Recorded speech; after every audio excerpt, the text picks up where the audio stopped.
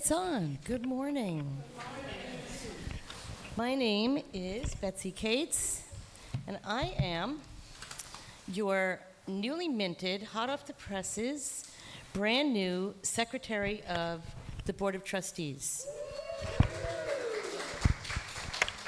Welcome to the Unitarian Universalist Congregation of the Hudson Valley. Whether you've been with this congregation a decade or more, or this is your first time visiting us, or somewhere in between, we welcome you. Whatever the faith and traditions of your past, we welcome you. Whatever your theological stance, we welcome you. Whatever your heritage, we welcome you. We respectfully acknowledge the territory on which our church building sits as the ancestral homelands of the Munsee, Lenape, and Wappinger people. We do have a few announcements this morning. Okay, I've been told to say, listen up. Summer services begin on June 28th and run until September 6th. We will once again be sharing services with the First Unitarian Society of Westchester, FUSW, currently located in Hartsdale. We will be alternating Sundays with them, beginning with us on June 28th. Whenever we are hosting, services will be available in person and via live stream beginning at 10 a.m. On the Sundays that FUSW is hosting, services will be available at their location in Hartsdale and via Zoom beginning at 10:30 a.m. The usual online coffee hour will also take place. Please remember that on the Sundays that FUSW is hosting, our building will be closed. More details are and will continue to be available in the weekly e-news, the Saturday reminder email, and on the back of your order of service. Announcement number 2. UUCHV's affiliated community minister, Reverend Michael Tino, and congregation member Allie Fraze will be honored by State Senator Pete Harcum for their advocacy on behalf of the LGBTQIA+ community. The ceremony will be held at the Croton Library on June 23rd at 6 p.m. Please join us if you can to support these amazing individuals. For the most up-to-date information on these topics and others, please refer to our weekly e-newsletter and check our website frequently. And please join us for conversation after the service. If you are present in the sanctuary, please join us for coffee and conversation in Fellowship Hall. If you're watching the live stream, the link for the Zoom coffee hour can be found in the Saturday reminder in your email. If you are just recently joining us and would like to receive our weekly e-news, please email us at uucroton@gmail.com with your name, and we will make sure you are added to our e-news list. Also, please remember to silence your cell phones at this time. Once again, we welcome you to the Unitarian Universalist Congregation of the Hudson Valley.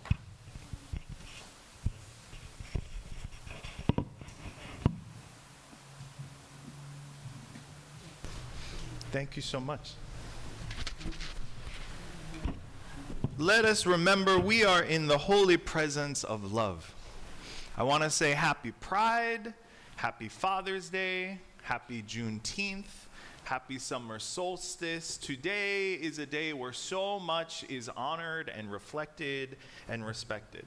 And as we come into this chapel space, into this sanctuary, into this common meeting room, we desperately, deeply, lovingly try to become a house of prayer, a meeting home, a place of study and action for all people. That is an ancient call, but it is one that we try to live every week in this congregation. When you look at the windows, you see light reflecting through. And each window is distinct, and each refraction is unique. But through those windows come one light. And we come together through our different paths and different stories, inspired and engaged with one love for a world that can be better and more whole and more healed. So today, I want to lift up words from Reverend Dr. Eddie Glaude Jr., who is a scholar who works on the intersection of racism and the possibilities of this country. And Dr. Glaude writes, "Love breaks through. Not some sentimentalized love of country that can slip into a kind of idolatry, but the love of people close to the ground who give this place meaning and purpose. It is the love that motivated enslaved people to imagine a future as a free people when nothing about their experience suggested that such a future could be possible. It is the love that announced that hatred must never have the last word." Dr. Glaude writes, "The last sentence of my student's final paper about James Baldwin's view of love may serve as a balm. It has for me." He wrote, "What remains is not hope, but something just as lasting. The insistence on truth, carried by love and lit by rage. May we insist on truth unfolding. May we be open to the spirit of love. And in the defiance of hatred, we are going to ring the bells of our sanctuary. We are going to ring them for pride and hope and justice and compassion. And I invite all the children in the sanctuary to head into our bell tower and ring the bells for freedom and love."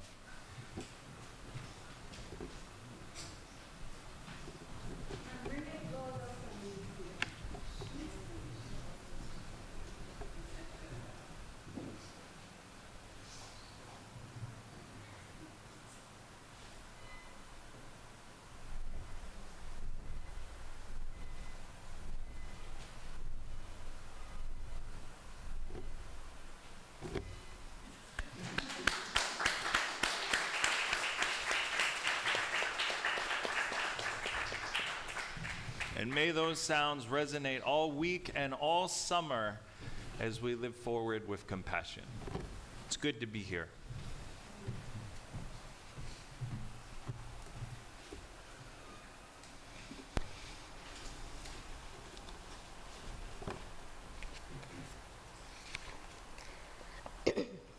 Our chalice lighting today is by John Morgan. In the end, it won't matter how much we have, but how generously we have given. It won't matter how much we know, but rather how well we live. And it won't matter how much we believe, but how deeply we love.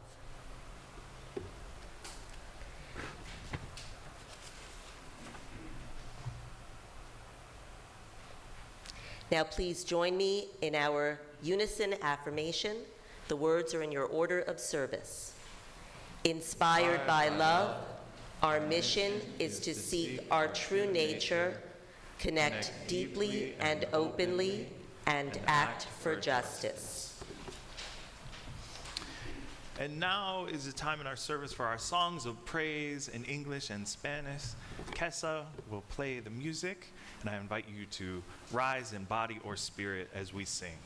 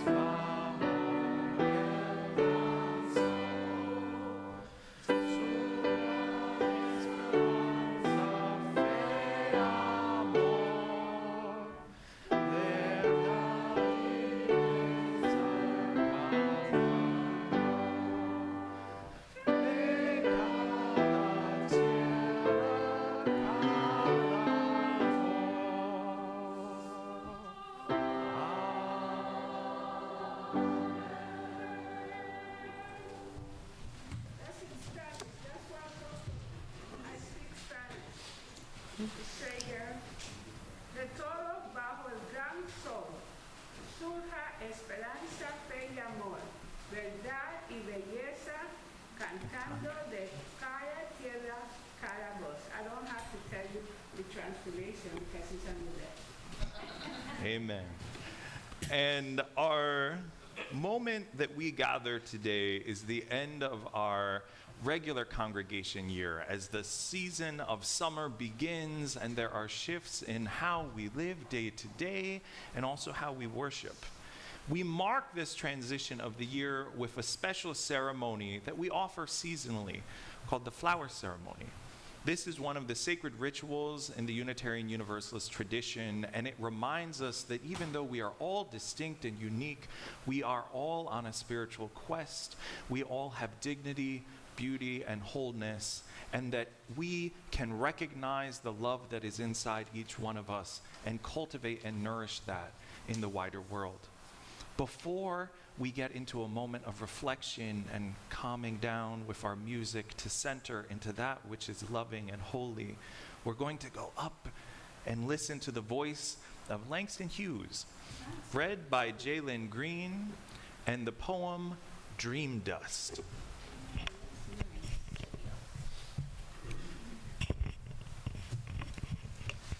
Dream Dust by Langston Hughes. Gather out of stardust, earth dust, cloud dust, and splinters of hail, one handful of dream dust, not for sale. Gather out of stardust, earth dust, cloud dust, and splinters of hail, one handful of dream dust, not for sale. Thank you, Jalen. Thank you. May one handful of dream dust not for sale remind us of all that inspires and cultivates imagination and hope. And one beautiful aspect of life that cultivates imagination and hope is a celebration of music. And this morning we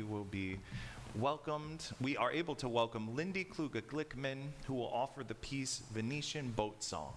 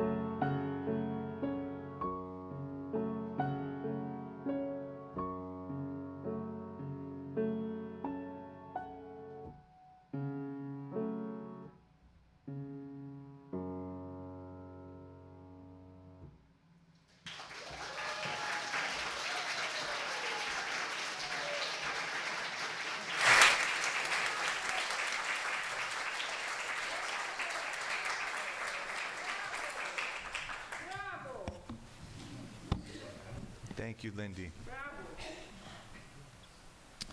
Now is the time in our service for the flower ceremony. Flower ceremony comes to us from over 100 years ago. It comes from the Czech Unitarian community originally, and it comes from the city of Prague.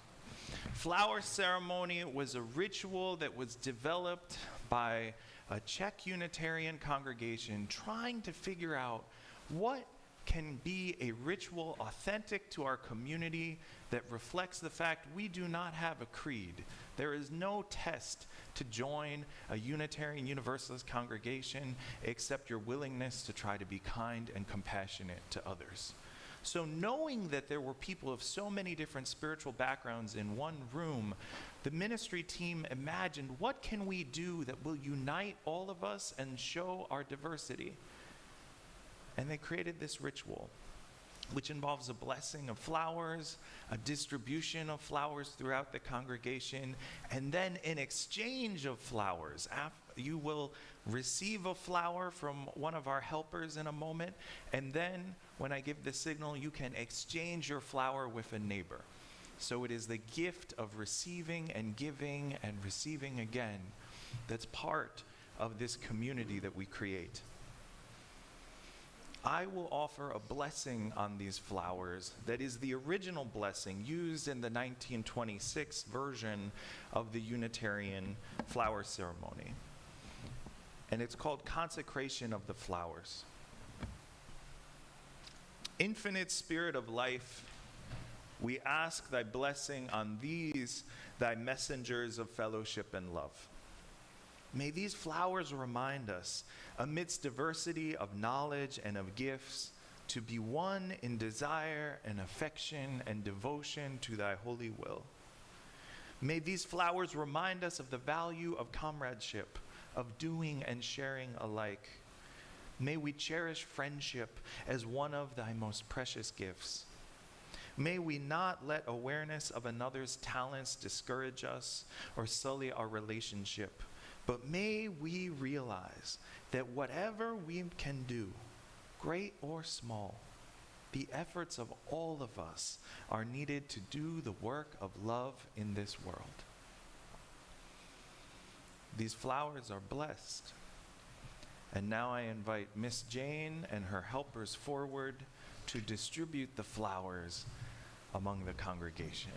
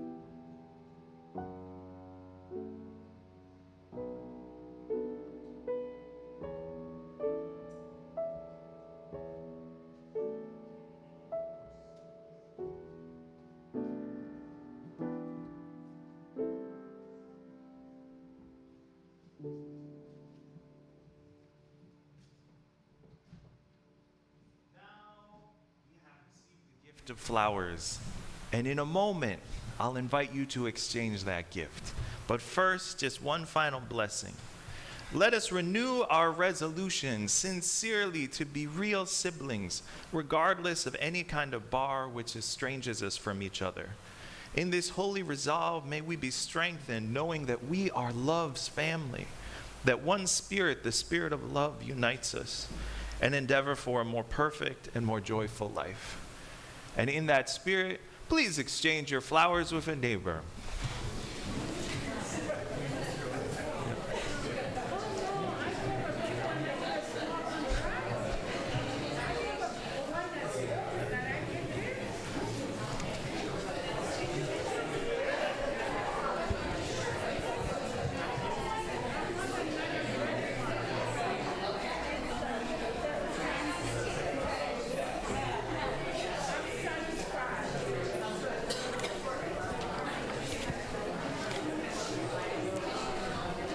And now, as the room is full of color on this Pride Sunday, as we see the blossoms around us, we come together with awareness and humility. Some of the people who created this ritual over a century ago, they suffered deeply during World War II. So even the deep joys of life, we know they're mixed with sorrow. But sorrow doesn't have the final word, and love is stronger than death. And in that spirit, we now sing 2 times. Hymn number 123 in our gray hymn book, Spirit of Life.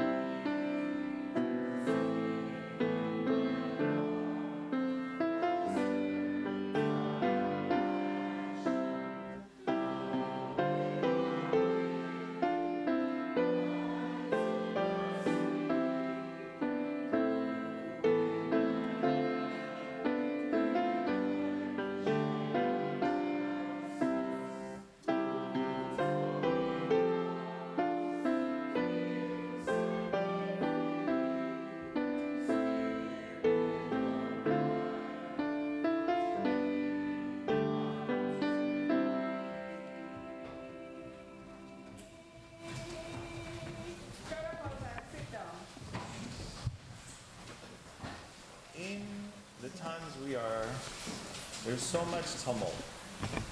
There's also so many opportunities to recommit to love and begin again. This morning, our children will go to religious exploration with Miss Jane.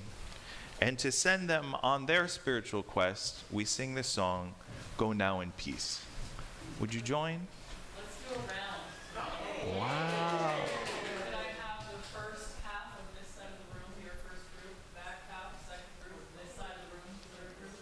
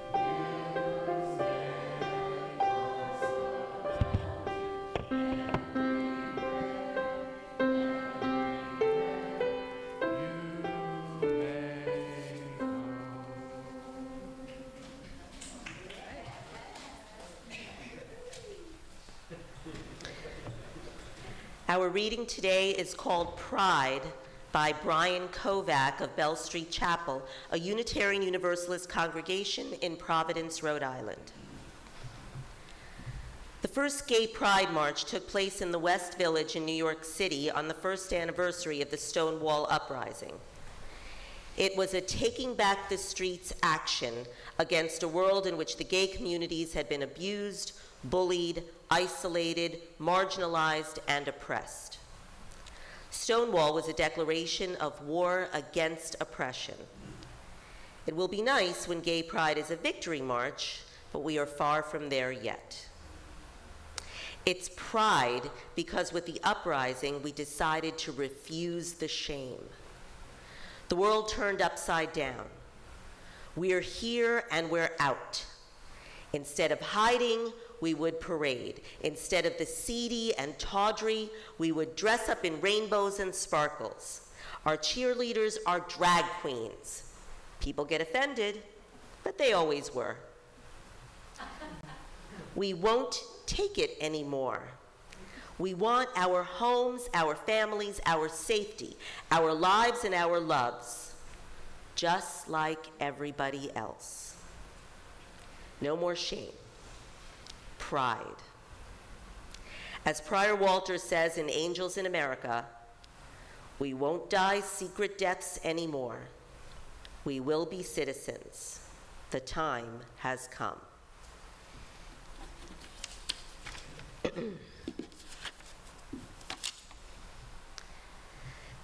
We come together in community to share with one another, to support one another, and to celebrate with one another. We bear sacred witness to each other in this honored ritual. As we begin, we know that there are both great sorrows and great joys in our world that must be acknowledged as well. We light our first candle to honor those in pain, victims of violence and war and oppression all around our world.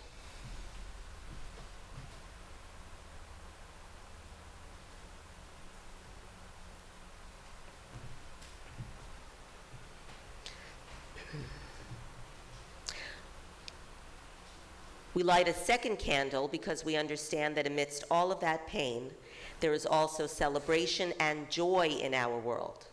We honor that joy and sorrow are woven together.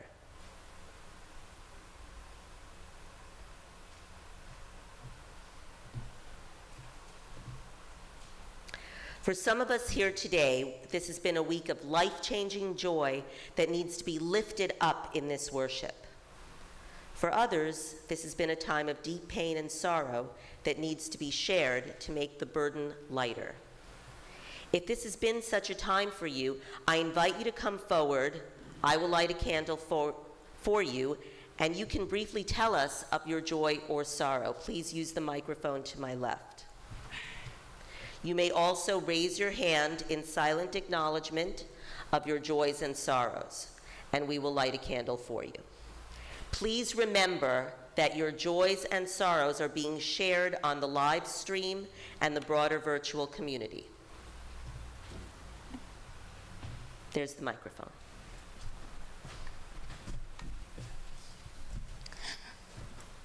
I would like to cry, but I'd rather not cry. But give me a moment.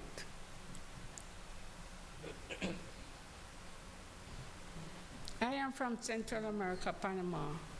I was born in the Canal Zone, but I'm not an American citizen because my mother and father is Spanish. One of the parents have to be American citizen for me to become American. I came here when I was 20 years old. And I had to learn English as a second language, and it wasn't easy. I only know Spanish. I had to go to school in the cold. My mother worked because she said she never wanted to be like the Americans on welfare.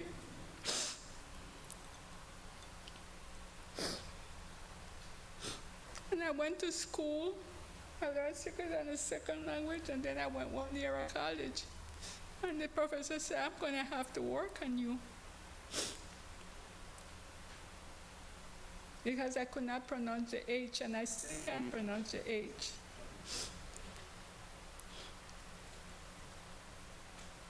And I struggle in this country. It's not easy. I've been in this country for 8 years, and it wasn't easy. But if you all know from the background of our foreigners, we came here to see that our children and our grandchildren become somebody. I had $5,000 to buy a house. I have 6 grandchildren, but one of them, I know she was smart. I won't go into detail because I know some of you are sitting there saying, oh, is this going to be a book she's writing? No, it's not a book I'm writing. But I remember when she was 9 months old, I wiped her mouth, and she took the rag and wiped her mouth. I sent her to ballet school, and she ended up in Radio City Hall. I sent her to boarding school to get away from all the chaos. And they said she was whatever. I know as I stand, my granddaughter's a doctor.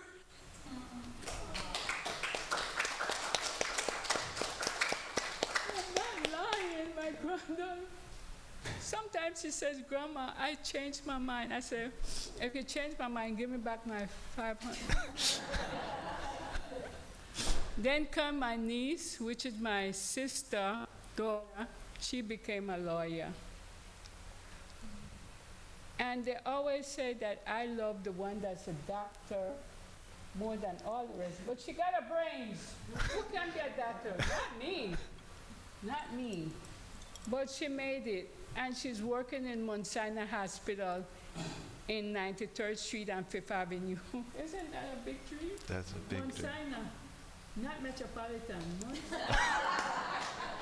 So with all of that, but I also want to say that I know today's Father's Day. My father, when I was little, we used to, I come from, like I said, I was born in the Canal Zone, so my father always sit down and say to me, one day I want to go on the ship. One day I want to go on that ship, and I'm going to be rich. I'm going to be rich. So after doing it for 3 months, the sun was hot one day. I didn't have no water. I can't drink the Canal Zone water. So I know exactly when the men clean the dock, when they roll up the whatever, and I run. And I go there. And when I go, he says to me, I'm glad I could speak English. You might hear my accent, but I'm speaking English. He says, what? Why are you coming on the ship? Why? I said, porque mi papá viene aquí todas las veces y quiere trabajar en el barco. The white guy, because it was the Navy, he says, I don't speak Spanish, but let me get you the guy that cleaned the kitchen. So I told the guy said to me, wow, bendición, because he said that the men that cook the food, when he gets drunk, they don't eat for weeks. So where's your father? And I said, Papa, your day come. Papa, your day come. And he said, I can't leave you. I said, forget about me, go ahead. And he went on that ship. And unfortunately, my father is a person that loved to drink. I'm not trying to make your fathers feel bad, but he loved to drink. And we had a house, I don't know where, with a swimming pool, I don't know where, with a maid, I don't know where. But he got killed. And my mother says, how am I going to take care of you because I depend on your father? So she have a friend that was working in Jersey, and our friend come up here and sponsor her. And I know y'all saying, my God, when is she going to shut up?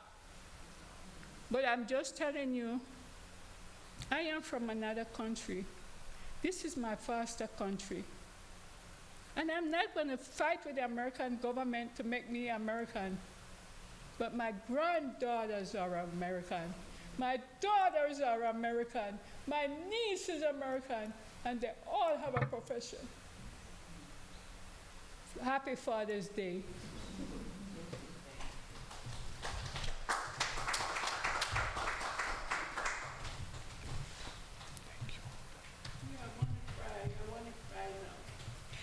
I have two joys. First, my family is here, and I'm so very happy to have them. And secondly, Jalen graduated from high school officially.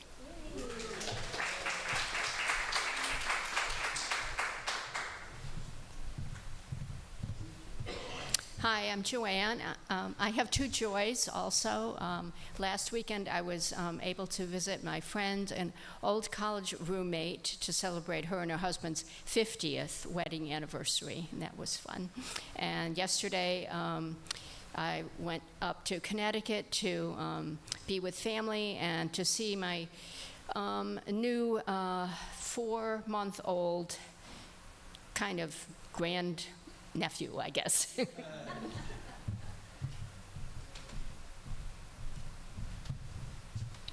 Hi, I'm Daria Gregg. I have a sort of a sadness in that, as you know, I've been trying to put together this postcard campaign for independents under 45, and speaking to young people, what makes me sad is they seem to have lost hope. And I know it kind of reminds me of back when I was in my early 20s during the time of the Vietnam War, and I had sort of lost hope also. But I'd like, next Sunday, we're going to try to put the words together for those postcards to try to give them hope and get them to vote. And then my joy, that's sort of a sadness joy. My joy is I have been very successful at growing field wildflowers, and I have more than I can ever use. So in the back of the coffee hour, I'm asking if you have a place for them. Take some. Okay?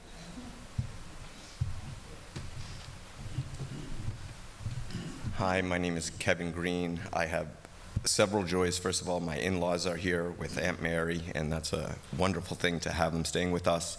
My mother also has made progress. She is no longer using a walker. Physical therapy said she doesn't need it anymore, which is fantastic news.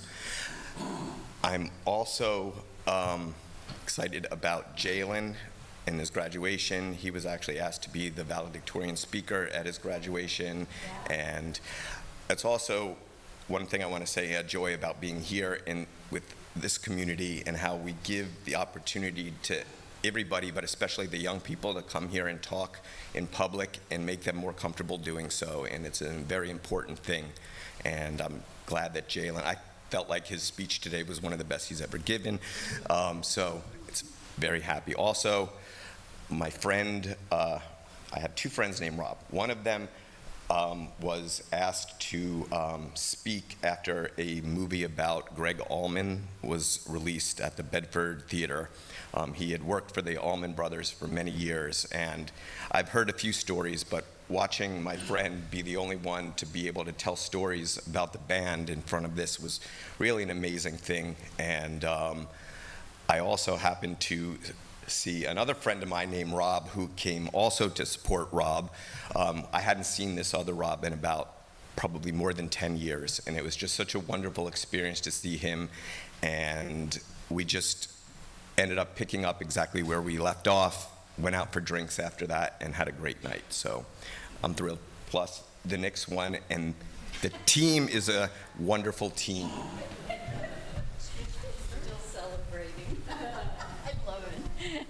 Hi, I'm Pat Krugman. I'm delighted to learn that the flower ceremony originated in Czechoslovakia. My dad's family is from Czechoslovakia, and I was able to find the ship that my grandfather came over on at Ellis Island.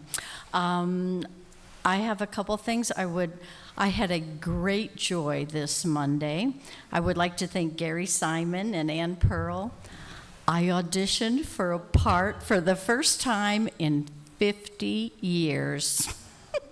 I'm very happy if I become a prop person or an usher, but I had so much fun. What joy. We have Pride, Peekskill Pride next Saturday. It's from 2 to 4. Still have openings if you want to come and help us set up or work either the Fourth Friday booth or the UUCHV booth. Just for an hour or so, if you come, please see me. I'll be easy to find. And the other thing is, if you did not remember to bring in an artwork from your collection, not just for artists, anyone who has artwork that they would like to lend to us, our walls are waiting for anything that has a hopeful feeling to it. Okay? Thank you. So you're going to Hawaii today? Hi everyone, my name is Yaya, and this is Megan. And we're very excited to share that we are expecting our first child.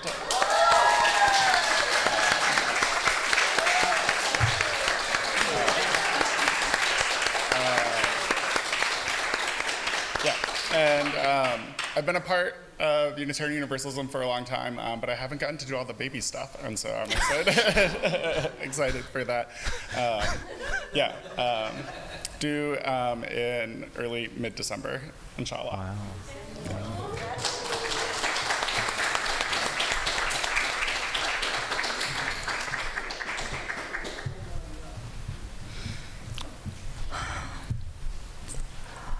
All I can say is thank you,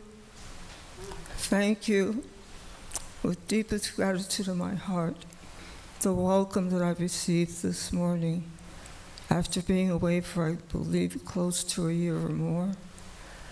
A challenging, deeply challenging time. I am cancer-free, I have been, but it's the onset of the radiation. As my homeopath told me, the norm is 30 treatments. I had 60. And the body still feels it, the mind feels it. Yet I am here and I made it a point.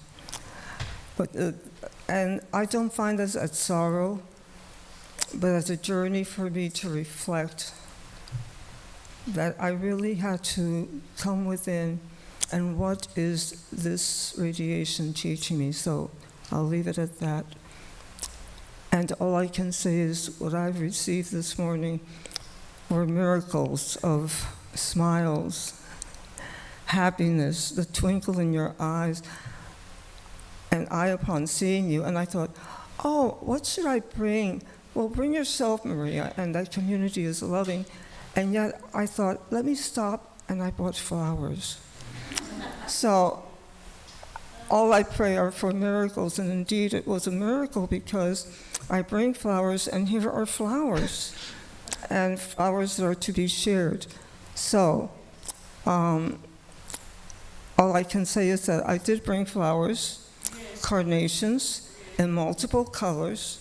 Please help yourselves to take one, the color that chooses you. And go online and find out what the color means, what the healing aspect of that color is. So finally, to all the popsters and dadums right here, happy Father's Day. Well, right. I'm going to take the old thing, nothing for nobody. Watch the candles. Be careful of the candles. This is my birthday. I was born December 31st. And next thing, I was born December 31st. My mother said she wanted me was to be the New Year's baby. This is a short one. Don't say here she go again. My mother wanted me was to be the New Year's baby. But I was kicking and kicking and kicking and kicking. And I came out at 10:30. It was 12 o'clock for me to say, Happy New Year's. But I was kicking and kicking. And then that car was beautiful. They took my picture thinking I was the New Year's baby. But I didn't make it. So, that's that. We light one final candle for all those joys and sorrows that remain unexpressed, and for those outside of our walls who are searching for a place to bring the wholeness of their lives and be received with love.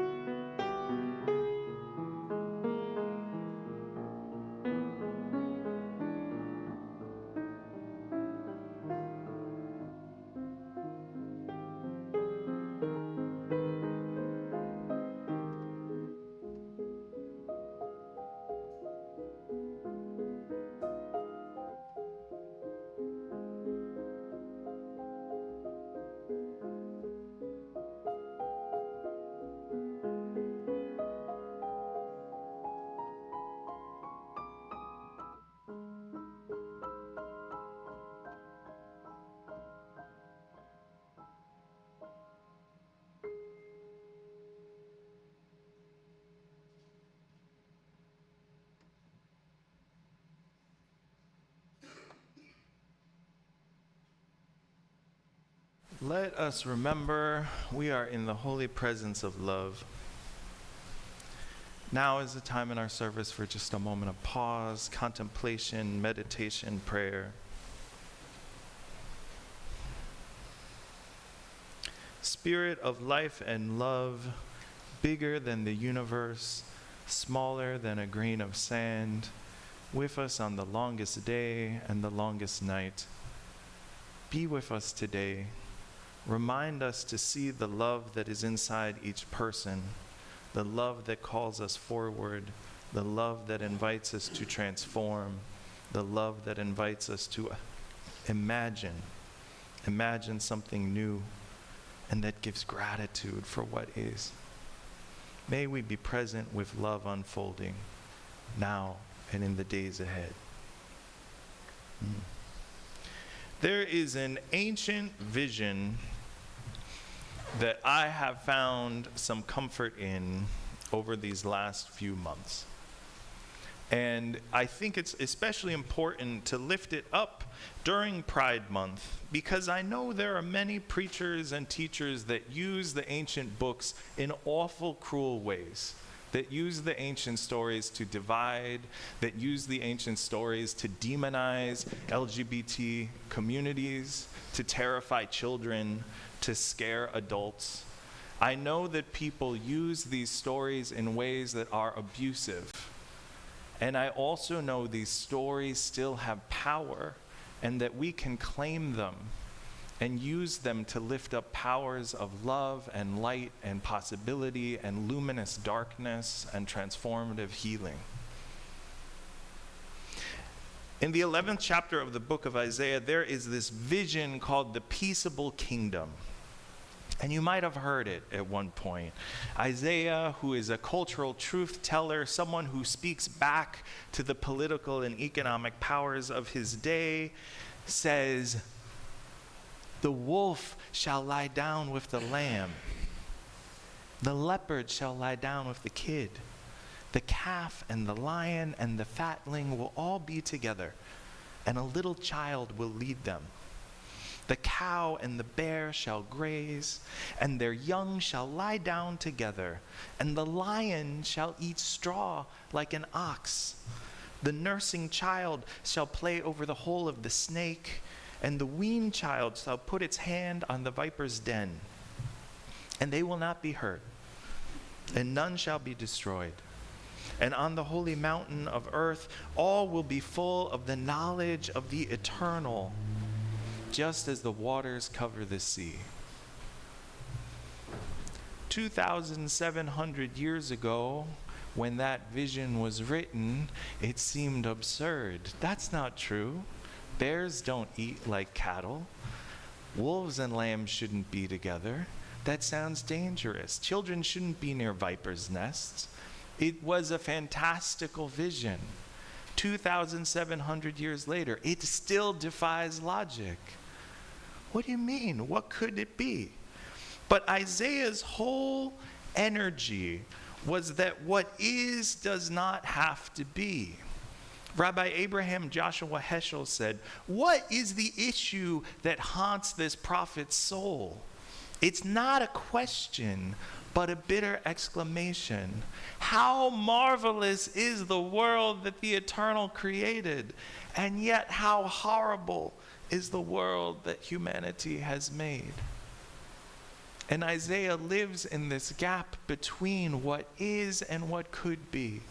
Throughout this ancient book, whether or not Isaiah wrote all of it or not, in the book of Isaiah, there are all these visions of nature and sunrises and rolling waters, streams of justice.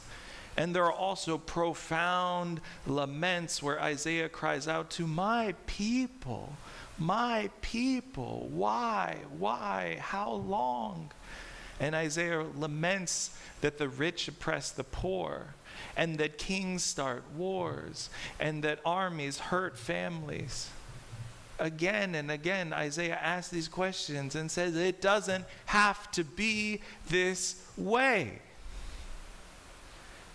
And yet people dare to use books like this to say, this is why our empire is correct, or this is why the law should be followed and we should have no empathy for orphans or widows, or this is why we need to build strong walls to keep out people who are different. They dare to use these ancient books, which are so much of a lament at how cruel the world is, to justify cruelty in our time. And I'm really tired of it. I'm so angry about it. I'm so angry that these voices that claim to be using words of the divine really are about enrichment of their own power. And maybe they're doing this in their mind sincerely. But I think one way to resist these temptations is to actually spend time with the text. These texts of alternative imagination. Another prophet I've been thinking a lot about lately is Mary of Nazareth, revered in Christianity and Islam. There's a whole chapter, a whole surah in the Quran dedicated to Mary called Maryam. And one text I think about in particular is called the Song of Mary. It has a dozen different translations. They're all a little different in emphasis. But whether it's the gray hymn book that we have in this room, or an Orthodox, Greek Orthodox Bible, or an Ethiopian Orthodox Bible, or a Catholic Bible, you can find these texts called the Song of Mary. And in the Quran, it's not ordered in the same way, but there's language that echoes this same vision about mercy and justice and stewardship. In our Unitarian Universalist translation, which I'll be honest is actually a gentle translation, I think Mary was much angrier than our text suggests. But in our translation, the text reads, "My soul magnifies the Spirit. We are enlarged. And my spirit breaks out, rejoicing in the face of freedom." That spirit, something now within, yet not mine, has glanced at this daughter of hope, and behold, time will know and regard me. For that great mystery is a beam drawn through this lens, comforting me and all people. The strength is here, like the sinew of a mother's arm, the strength that shatters the brittle pride of wealth, the strength that levels the clay foot thrones of tyrants, the strength that upholds the forgotten and the scarred. Hunger, both body and soul, will be filled, and riches will be no more rewarded. The Holy One cleaves to those who keep the faith. It will endure in those who serve mercy, and the promise made to legend ancestors will be kept. The promise made to legend ancestors will be kept.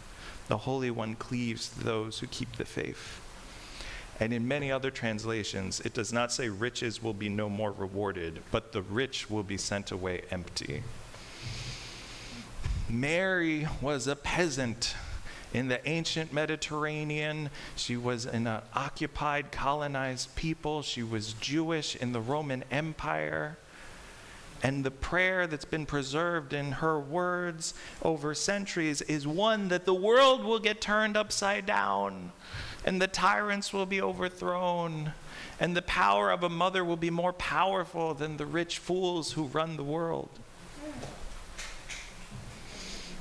Amen. Amen.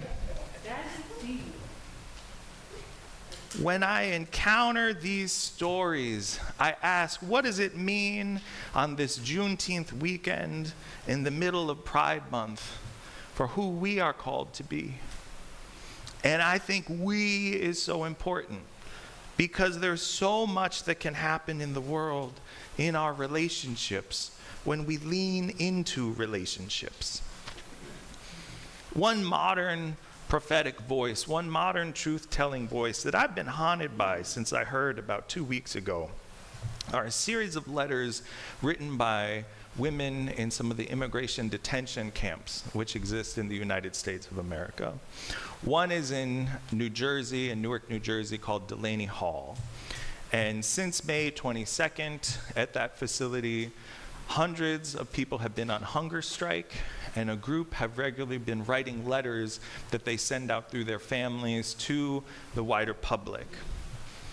This is just a brief selection from one letter, and it reads this, and it's just as prophetic as the ancient words. We were taken at the entrances of our immigration court check-ins, at our jobs, taking our kids to school. Most of the women at this center have Social Security, tax statements, and were attending immigration court dates, hoping to win their cases and thus obtain a life of peace and without violence. We believed that by going to court and appearing before ICE, everything would be fine because we are not criminals, but it wasn't like that. ICE arrested us, and during the process, we've been treated like criminals, shackled hand and foot, subjected to excessive force, subject to racist insults. The majority is afraid to speak out because they think that denouncing the abuses at the hand of ICE will affect their immigration process. The confinement is hurting us because it has inflicted deep wounds upon the heart of every detainee, wounds of hopelessness and fear. We are normal women. We are mothers, daughters, sisters. We do not deserve the punishment that has been inflicted on us. It is unjust, cruel, and inhumane. We appeal for assistance of any kind to ensure that our cases are reopened. We ask for the release of those suffering from physical and psychological health issues. We specifically request the release of mothers and people who have not committed crimes so that they may pursue their legal proceedings while free. We further request that the habeas corpus petitions be addressed with the utmost urgency and that immigration laws and due process be fully respected. And it continues that though we are all different, we all pray to the same God, and we all seek love. We all seek love. There are dozens of groups in New York and New Jersey and around the country that are trying to support the petitions and the release and the dignity and the humanity of those who are subject to our country's draconian immigration laws. In Westchester, Neighbors Link and Opens Arms for Refugees are amazing organizations. New York UU Justice is doing advocacy at the state level. Faith in Action in New Jersey has been organizing support for the families. There's so much to do. And yet, in order to show up, we need to show up with a full cup. Reverend Carol Sissel says, "Do not pour from your own cup. Fill up your cup so much that it is overflowing, and that the only thing you can do is share your love and joy with others because it's too much to keep for yourself. You have to give it away. Don't give away everything you have because you won't be able to show up in your families and in your life. But if you keep finding joy and filling the water so it's just overflowing, so much the chalice gets blown out, so much water, that you will have the ability to show up where it hurts. And there's so much hurting right now. And when I hear the ancients, I know there was so much hurting for most of human history in circumstances far worse. And yet we have the ability right now to organize and demand and be our own cultural truth tellers, to say something different is possible, to repair and to renew. Gia Tolentino, the feminist writer, has said, we all share everything. And we have to plead with each other to remember that fact. We all share everything. One earth, one air, one life. Friends, our times are tumultuous. In Switzerland, there was a referendum trying to cap the population. It just barely failed. The fastest growing party in the UK is vehemently anti-immigrant. Xenophobic populists from Japan to Italy to India are coming to power. Our own government is in an undeclared war with Iran abroad and with transgender Americans at home. And the ancient offer pathways to say, you're not alone. One day the lion and the lamb and the wolf are all going to be friends. What is doesn't have to be. We can repair and renew. So may we repair and renew as the season is beginning. on this longest day, as we celebrate parents, as we honor those who came before, and we imagine what could be together. May it be so.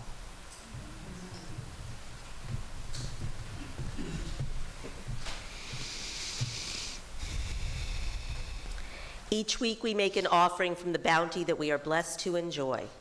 We do this in the spirit of love and generosity, aware that we have benefited from those who have gone before, those who in their turn gave generously. Our offering goes to support the work of love and justice undertaken by this community. Today's offering will also be shared with Open Arms for Refugees. For more information, please refer to our website or their website, which is in your order of service. You can make your donation in several ways. If present in the sanctuary, you may give cash or a check in the offering plate as it comes by. From your homes, you can make your donation via credit card or PayPal using the links provided in the e-newsletter, or by visiting our website, uuchudsonvalley.org. Or if you prefer, you may always mail us a check. The offering will now be given and gratefully received.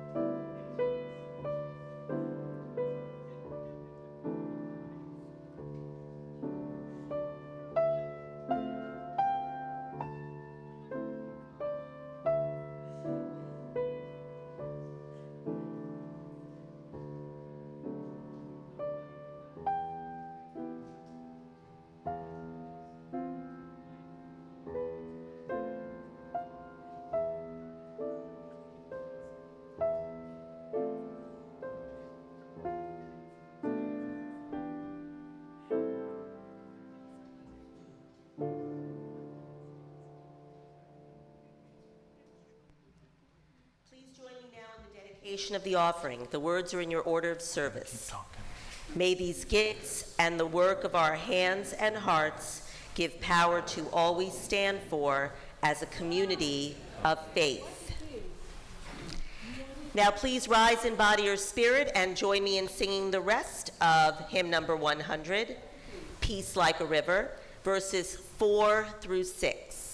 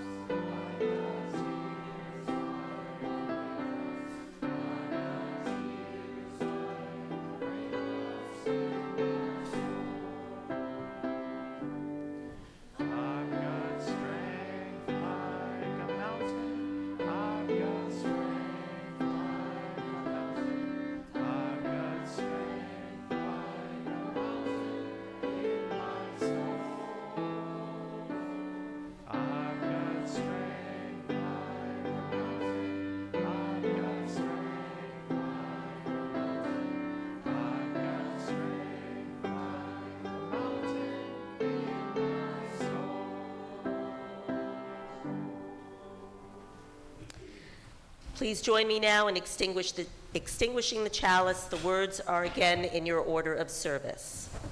We extinguish this flame, but not the light of truth, the warmth of community, or the fire of commitment.